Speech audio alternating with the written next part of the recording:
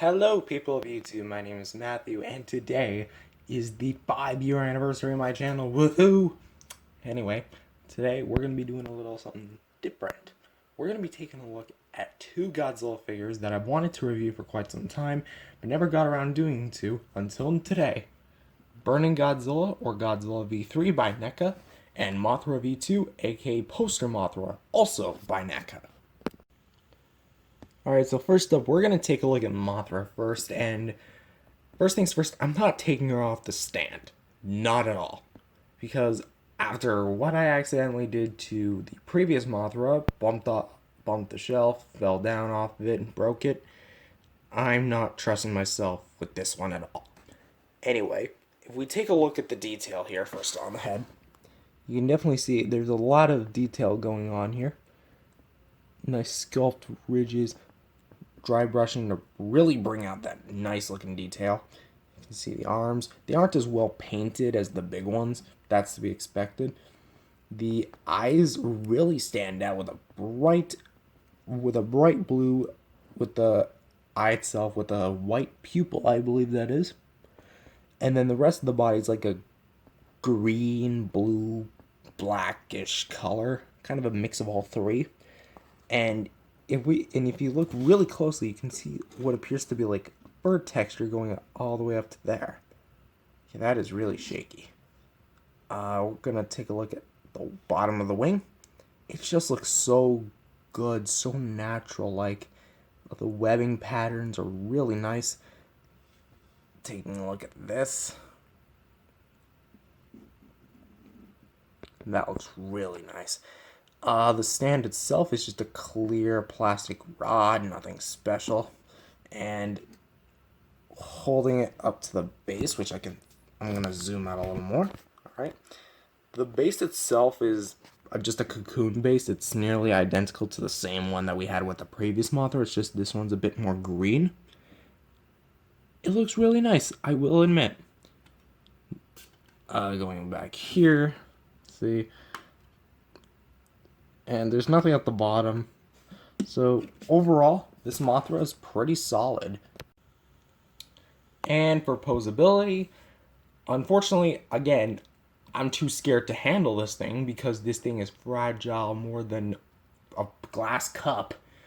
And I don't want to break this thing because they're out of print and NECA's not planning to get the rights back anytime soon. So for the meantime, what I'm going to tell you is that there's two joints.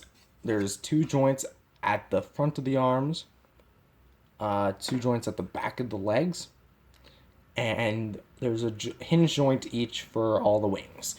That's all I can really say and show. And that's pretty much all I have to say about Mothra. She's a fairly simplistic figure. And yeah, let's move on to Godzilla. Now, may I just say first off, this guy really proved me wrong. When I first heard about this one, I was kind of skeptical about this one because I didn't like the idea that they were coming out with a third Godzilla 2019 figure. Sure, it's Burning Godzilla and it's different, but I heard it didn't come with any accessory, and it's just like, come on, at least include a flame effect. But on its own, it's really good. If we take a look at the detail here, you can see all the scales and ridges, they're all highlighted by paint in the crevices, and it just really brings out the detail more so than the other two. And what makes it even better is that it's all done in a plastic that's translucent, and I think it's like a purple, pink, magenta. Don't be fooled, folks. It's a pink plastic, and in order to prove it, it's pink. Alright, so maybe it's not totally pink and magenta, but the joints are at least. The dorsal fins are probably my favorite part of this figure. Not only does it have like a ton of oranges, reds, and yellows clashing together like it was in the film, it just looks so good. Sure, it's like a chaotic pattern, but even down to the tip of the tail, it looks so gorgeous. And especially the veins too. Like, depending on how you have it posed, it's gonna look off, yes, but I can't stop gushing over this. This is pretty sick. And sure, there's a little splotch right there, but you're not even going to be able to notice that because I'm going to have this thing displayed right up front, and it's going to be hidden right behind the leg. So that's why it's not really a problem for me. And the length, it's the same thing as all the previous two. So honestly, sculpt and paint, A+ in my opinion. Alright, posability. I'm going to go over it brief since I've already talked about this 3 times, counting the 2014 figure. We got jaw, one in the head, one in the neck, shoulder, both sides, elbow, there you go, elbow, hinge for the wrists, ball joint for the waist, joint for the leg, joint for the knee, really tight though, joint for the foot, and then we have 1, 2, 3, 4, 5, 6, 7, 8, 9, 10 joints for the tail. Now this might sound weird, but I think he has the best articulation out of all 4 Godzillas that I have, with the 2014 included. Why in specific? Because I'm going to show you a little comparison here. Now, here is the 2019 version 1 Godzilla that I have for, I think, about a year now. So, basically, take a look at the tail. Sure, it can move, but necessarily, it has its limits. So, comfortably, this is as far as you're going to be able to move it. Pretty good, right? Version 3, on the other hand, comfortably, you're going to get it way more than version 1. And actually, I think a little more. Yeah, I think this is its max. Well, this is its max. So, in terms of tail curvature, there's no competition.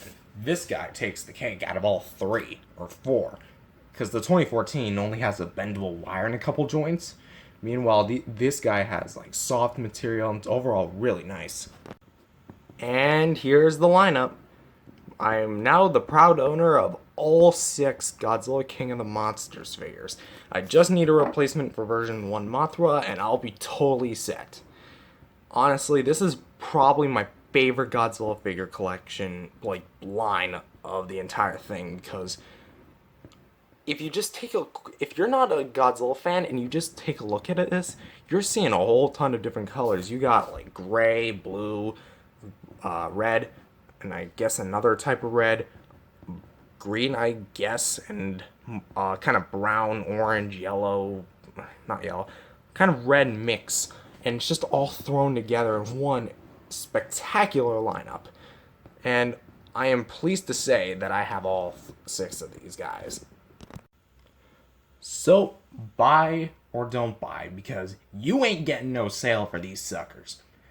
I gotta say, these are probably my favorite ones in the entire set, because not only are you getting a version 3 that looks really spectacular, has really good translucent paint, and has a very chaotic paint scheme, but you're also getting a Mothra, which, to be frank, it seems a little more secure than the other one, but I'm still not messing with this. And it looks just as fantastic as version 1. So, I kid you not. These two are great together, and if you want... Sorry guys, my camera fell over. Dang it. But anyways, like I was saying, get these guys together if you guys are just wanting to get Godzilla King of the Monsters figures by NECA.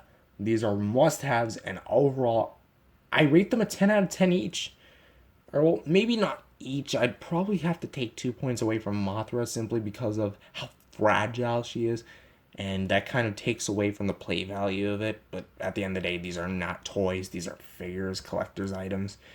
And they are more valuable than ever, considering the fact that they've stopped manufacturing them. So overall, yeah, Godzilla's a 10 out of 10. Mothra's an 8 out of 10. Or I guess not. You know what? I'll just say pending. I still haven't decided. But anyways, like, subscribe, and see you guys in the next video. And happy anniversary.